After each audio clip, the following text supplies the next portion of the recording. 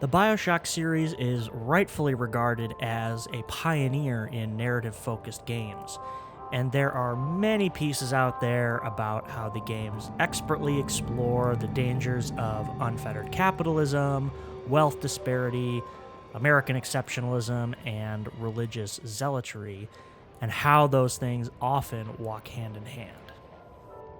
There is nothing I could say on those topics that hasn't already been said, so I just want to give my thoughts on a sub-theme of Bioshock, one that I don't think anyone has touched on substantially yet.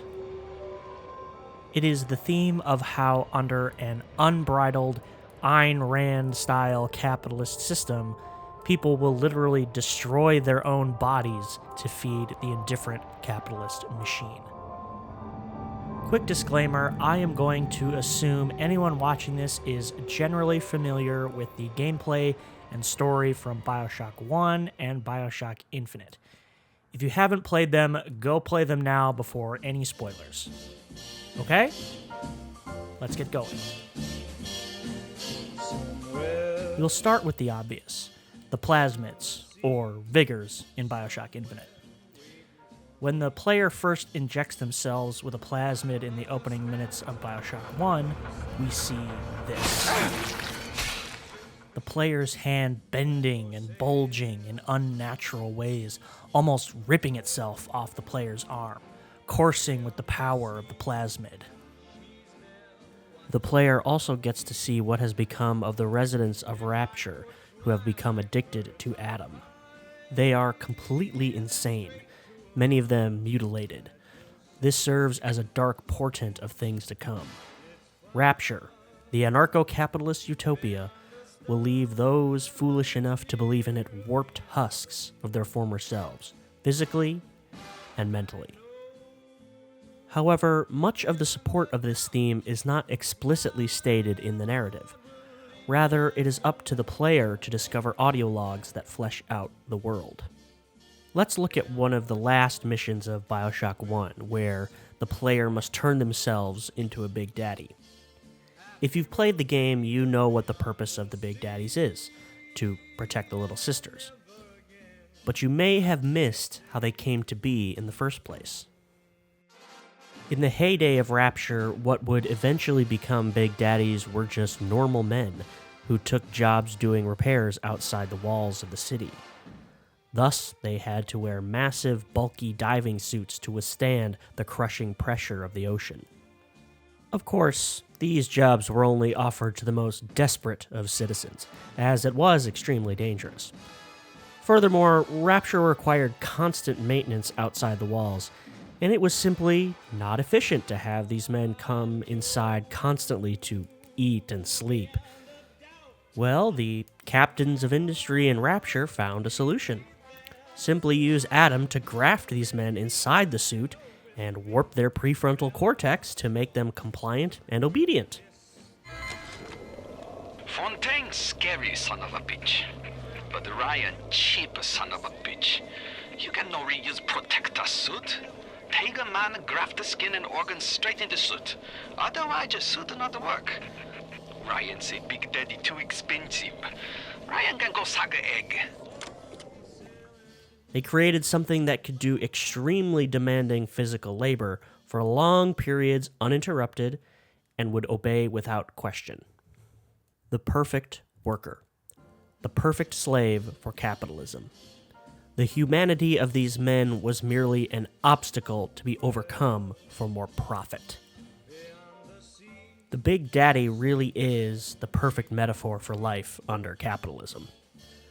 A once ordinary man looking for honest work has become a soulless, literally voiceless drone.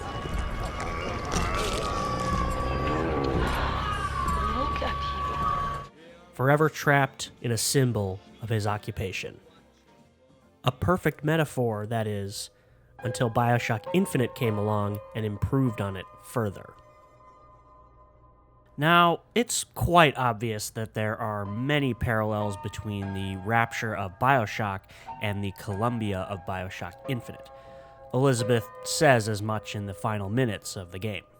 There's always a lighthouse. There's always a man. There's always a city. But the parallels do not stop there. One of the tougher enemies in the game are the Handymen, and their creation mirrors that of the Big Daddies. Throughout the game, voxophones can be found from a woman whose husband becomes a handyman. Samuel always thought that the pew on Sunday went hand in hand with the desk on Monday. Science is the slow revelation of God's blueprint. After 2 years in the Lamb's Tower on Monument Island, he took ill with cancer of the stomach.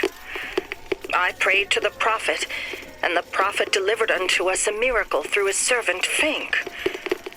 I do not know if I will ever get used to a husband bound in a skeleton of metal, but better a handyman than a dead one.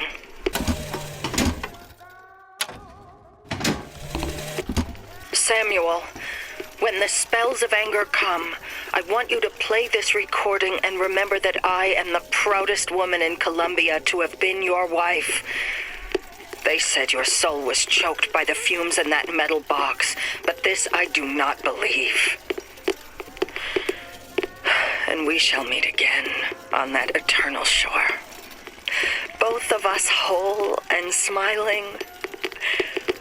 I love you. I love you. I love you. If there is any fate worse than becoming a Big Daddy, it is perhaps becoming a handyman.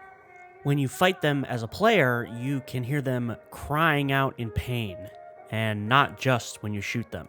Every